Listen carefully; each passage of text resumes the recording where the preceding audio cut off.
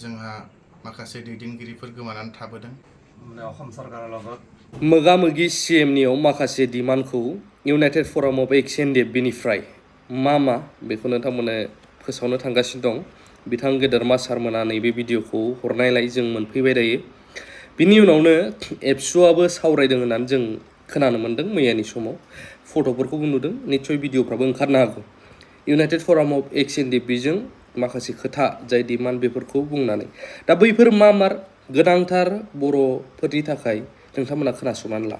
सिगांथारावनो गासै निउस नायगिरि बिथांमोननिसिम United फराम of UFOENdfbनिफ्राय गाहाम हामलायनायखौ बावहरग्रोनाय थाबाय। दिनै जोङो बे निउसाव फैनायनि जाहोनानो जाहैबाय दिनै इउनाइटेड फराम अफ UFOENdfb आरो आसामनि गिबि मन्थ्रि मानगोनां डक्टर हिमन्त बिश्व शर्मा सारजों जोङो जोंनि माखासे प्रब्लेमफोरखौ लानानै जोङो सावरायनाय जादों।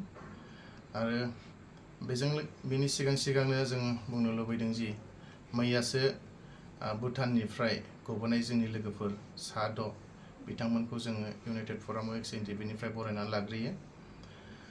दायो जोङो बेखौनो फोरमायनो सानदों दिनै जोंनि जि एक्स-एनडिपिनि समस्या बेखौ लानानै जों दि सावरायबाय, बेवहाय गिबियाव जों केसखौनो सावरायनाय जादों।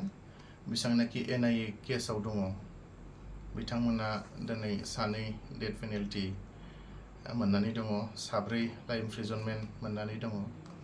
बेनि अनगायैबो गासै 50 NIAआव दिनै जेल जानांबाय थादों। दा बिथांमोननि केसखौ बोरैबा उइथड्र खालामनो हागोन आरो बेखौ सेन्ट्रेलनिफ्राय स्टेटआव लाबोनानै बोरै थाबैनो फोजोबनो हागोन बिनि सायाव मोनसे राहा लामा सावरायनाय जादों, लानो थाखाय सावरायनाय जादों। आरो बिनि अनगायैबो बेसेबांनाखि केस दङ, नन हाइनियास केस दं, बेखौ बे 2-3 गेजेरावनो बा थाबैनो उइथड्र खालामजोबनांगौ होननानै मानगोनां सारा फोरमायदों। आरो बेवहाय बाहागो लादोंमोन जोंनिनो आसामनि ADGP मानगोनां हिरेनाथ सारबो दङमोन। दा बिदि हिसाबै बेसेबांनाखि जोंनि आसामनि अनगायै अरुणाचल, मेघालय आरो नागालेण्ड बेयाव बेसेबांनाखि जोंनि केसफोर दङ। दा बे केस थानाय हिसाबै जोंहा गोबांथार प्रब्लेमाव गोलैबाय थायो। गुबुन स्टेटआव थांनानै केस सालायहैनो थाखाय, मानो होनबा जोंहा थाखा फैसा गैया। बेनि थाखायनो जों दिनै खावलायदों मानगोनां CM सारखौ जे बेखौ स्टेटआव लाबोनानै केसखौ फोजोबनांगौ होननानै। दा बेखौ जोंनि खावलायनाय बायदि मानगोनां CM सारा बेखौ स्टेटआव लाबोनानै थाबैनो फोजोबनाय जाथोंसै होननानै जोंनो खोथा होदों। बेनि अनगायैबो माथियासनि जि एक्स ग्रेसियानि जि भेरिफिकेसन बेखौ थाबैनो खालामजोबनानै थाबैनो होजोबनाय जाथोंसै होननानै बिथाङा जोंनो खोथा होदों।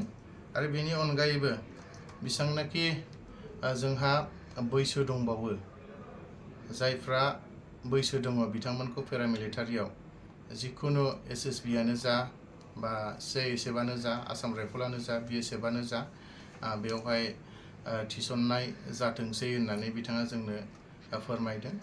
बेनि अनगायैबो स्टेटआनो जा, BTRआनो जा, बेयाव बेसेबांनाखि 3rd ग्रेड 4th ग्रेडआव दङ बेयावबो थिसननाय जाथोंसै होननानै बिथाङा जोंनो खोथा होनाय जादों। आरो बेनि अनगायैबो केसफोरनि सायाव बिजिरनो थाखाय बा सासे PP थिसननाय जाथोंसै होननानै बिथाङा जोंनो फोरमायदों। बेखिनियानो। आरो बेनि अनगायैबो जोंहा गोबांथार गोमानानै दङ। जेरै भुटाना अल क्लियार 2003आव जोंहा माखासे दैदेनगिरिफोर गोमानानै थाबोदों। दिनै जों आसा खालामदोंमोन मैया जि गबोदों बेयावनो बिथांमोननि महरखौ जों नुनो मोनगोन, नाथाय जों दिनै नुनो मोनाखिसै। बेजों लोगोसे जोंहा नागालेण्डआव 7 मानसि दैदेनगिरिफोर गोमादों। बिथांमोनखौबो संदाननानै दिहुननो थाखाय जोङो गभर्नमेन्ट अफ आसाम बेखौ जोङो दिनै खावलायदों बिथांमोना दंबा दं गैयाबा गैया बेखौ जोंनोहाय फोरमायनानै होनांगौ बेखौ जोङो दिनैहाय मानगोनां सारनिसिम जोङो आपिल खालामदों बेनि अनगायैबो जोंनि जि रिहेबिलिटेसन हार्डकोर हिसाबै 678 बेनि सायावबो जों सावरायदों आरो बेखौ डिसेम्बर मासाव होनाय जाथोंसै होननानै मानगोनां CM सारा जोंनो खोथा होदों आरो बेनि अनगायैबो जेसेबांनाखि मिलिशिया दङ बिथांमोननोबो माबा मोनसे स्किमनि गेजेरजों माबा मोनसे आसनिनि गेजेरजों बेखौ सुफुंनाय जाथोंसै होननानै दिनै मानगोनां CM सारा जोंनो खोथा होदों आरो दिनै बेफोर जेसेबांनाखि सावरायनाय जादों जेसेबांनाखि मोजां मिटिं जादों जों मालाबाबो मोनफेरनो हायाखैमोन बेनि थाखाय जोङो मानगोनां chief minister doctor Himanta Biswa Sharma सारखौ इउनाइटेड फराम अफ एक्सएनडिएफनिफ्राय हाजासे हामबाय होनो बेजों लोगोसे जि जोंखौ मानगोनां डक्टर हिमन्त बिश्व शर्मा सारनिसिम लांदों लामा दिन्थिगिरि मानगोनां जोंनिनो आसामनिनो स्पिकार एसेम्ब्लिनि स्पिकार मानगोनां बिश्वजित दैमारी सार बिथांखौबो जों हाजासे हामबाय होनो मानो होनोबा बिथांनि दैदेननायावनो दिनै जोङो चिफ मिनिस्टारजों बेफोरनि सायाव जों गुवारै सावरायनो हादों आरो बिथाङाबो बे सावरायनायाव बाहागो लादोंमोन बेनि थाखाय बिथांखौबो हाजासे जों हामबाय होनो आरो फैबाय थानाय समाव दिनै जेसेबांनाखि सावरायदों बियो थाबैनो जाफुंगोन होननानै जों आसा मिजिं खालामनानै दिनैनि जि बुंनाय बेयावनो फोजोबबाय गोजोन्थों আজি ইউনাইটেড ফৰাম অফ এক্স-এনডিপি আৰু সন্মানীয় আমাৰ মুখ্যমন্ত্ৰী ডক্টৰ হিমন্ত বিশ্ব শৰ্মা অসম চৰকাৰৰ লগত গুৰুত্বপূৰ্ণ আলোচনা হৈ যায় আজিৰ আলোচনা খুবেই ফলপ্ৰসূ হৈছে আৰু আমাৰ যিবিলাক সমস্যা আমাৰ যিখিনি কেছ উইথড্ৰল কথা আছিল এই কেছ বিষয়ে আমি আলোচনা কৰিছোঁ তাৰপিছত আমাৰ যিখিনি NIA কেছ বৰ্তমান বিচাৰাধীন অৱস্থাত আছে সেই বিষয়ে আমি আলোচনা কৰিছোঁ আৰু যিটো নেকি পুনৰ সংস্থাপনৰ যিটো ব্যৱস্থা এই পুনৰ সংস্থাপনৰ বিষয়ে আমি আলোচনা কৰিছোঁ আৰু শ্বহীদ পৰিয়ালবিলাকে যিখিনি এছগ্ৰেচিয়া পাবলগীয়া আছিল সেই বিষয়টোৰ ওপৰত আমি আলোচনা কৰিছোঁ আৰু অলৰেডি যোৱাকালি আমাৰ 6জনকৈ সদস্য ভূটানত যে কেছত জেলত আছিলে সেইখিনি সন্মানীয় আমাৰ মুখ্যমন্ত্ৰী মহোদয়ৰ নেতৃত্বত